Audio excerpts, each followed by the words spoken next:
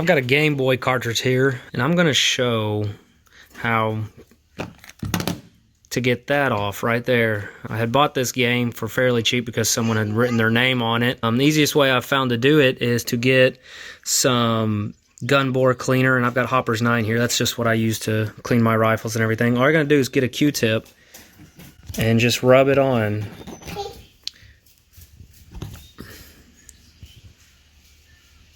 So literally all I'm doing is getting the end of Q-tip, getting a little bit of that bore cleaner on there, and just barely rubbing it on there. And as you can see, I've got the majority of this already off. And so once I get it on there, I'll let it set for a second.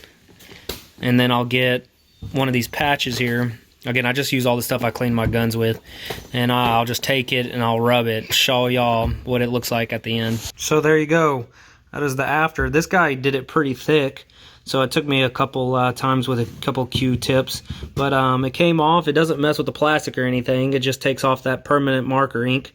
So if you've got any old game cartridges, NES, Super Nintendo, Nintendo 64, old Game Boy games, that is how you get permanent marker off if you've written your name on there or someone else has. Hope this helps out.